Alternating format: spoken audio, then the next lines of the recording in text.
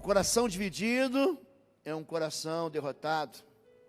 Segundo Reis 17, mas ao Senhor vosso Deus temereis, e Ele vos livrará das mãos de todos os vossos inimigos. Porém eles não ouviram, antes fizeram segundo o seu primeiro costume.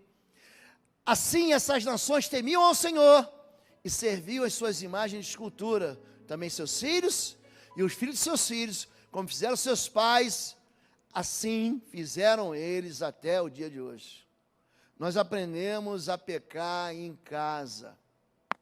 Papai me ensinou a devoção num ídolo, numa entidade. É passado de pai para filho. Não, a gente é do Senhor, a gente é de Deus. Mas a gente também tem os nossos deuses, Baal com letra minúscula. Nós somos de Deus, mas a gente vive não como filho de Deus. A gente vive como aquele que ama o pecado. É isso que ele está falando. E essa associação, ela acaba sendo uma ligação espiritual. Aí sim eu chego onde eu queria chegar. 1 Coríntios 10, 14. Portanto, meus amados, fugir da idolatria. Falo como a criteriosa, como a inteligentes. Um criterioso é alguém que sabe discernir, separar o que é bom do que é mal. Julgai vós mesmos o que digo. Não é certo que aqueles que se alimentam do sacrifício são participantes do altar? Você lembra que Elias, ele manda construir 2 altares? Você lembra que ele coloca 2 bezerros? Aquele bezerro, depois de queimado, ele era comido. Entenda isso.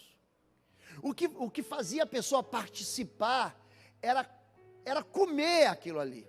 E ele está preparando a igreja, por quê? Porque no capítulo seguinte, então, 1 Coríntios capítulo 10, ele vai falar sobre a ceia do Senhor, e como você deve celebrar a ceia do Senhor, e como você deve comer o pão, e deve beber o cálice. Ele está preparando, ele está sendo muito inteligente, ó, e ele está chamando a igreja para ser inteligente. E ele continua, antes, digo que as coisas que eles sacrificam, é a demônios que as sacrificam, não a Deus. E eu não quero que vos tornei associados, ligados, pactuados, apreendidos, amarrados. Eu não quero que se tornais associados aos demônios. Você se torna ser sócio. Você está entendendo que o pacto é um acordo que você assina? O pacto, ele tem uma ligação que te junta. Até a própria palavra pacto significa algemas, prisões. E ele continua, não podeis beber o cálice do Senhor e o cálice dos demônios, ou o cálice de Baal, ou seja, da entidade que for. Não podeis ser participantes da mesa do Senhor e da mesa dos demônios. O texto é o mesmo. Quando você olha para o tempo de Elias, você está olhando para o tempo da igreja em Corinto, você está olhando para o tempo da igreja hoje. O que acontece hoje? Pessoas que são enfraquecidas, não estão bem certas do que querem. Eu digo para você, a melhor coisa que aconteceu na minha vida, e não foi fácil, sair de uma família que tinha uma fé completamente diferente, para viver a fé que eu estou vivendo no meu Deus. Hoje a minha família, isso não tem pouco tempo, já vai fazer quase 30 anos, a minha família olha para mim e vê quem foi da nossa família que acabou prosperando.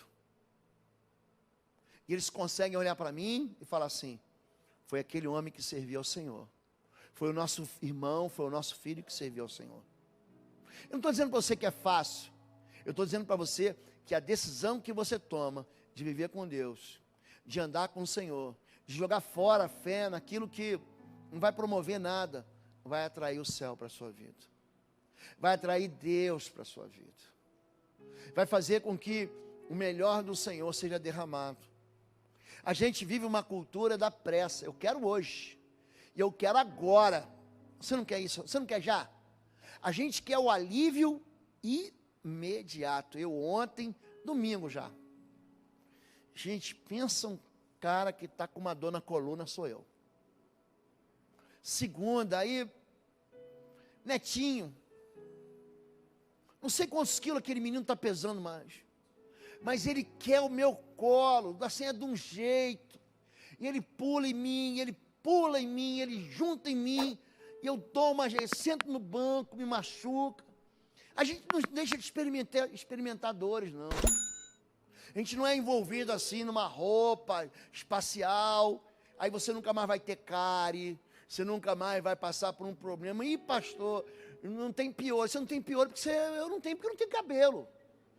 Mas se você tiver, vai lá se meter com os piolentos, para você ver se você não vai ter piolho. A gente fica sujeito a essas coisas, mas a vida da gente vai dando passos que não são a marcha ré. Eu vi gente que dá passo, a impressão que ele tem, pastor, parece que eu dou um passo para frente, 3 passos para trás. Mas por quê? Porque as escolhas que a gente faz são escolhas mergulhadas na própria indecisão. Deus ouviu Elias, Deus ouve você.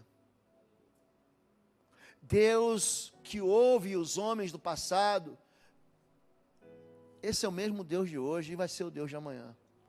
Vamos ficar em pé e vamos orar em nome de Jesus.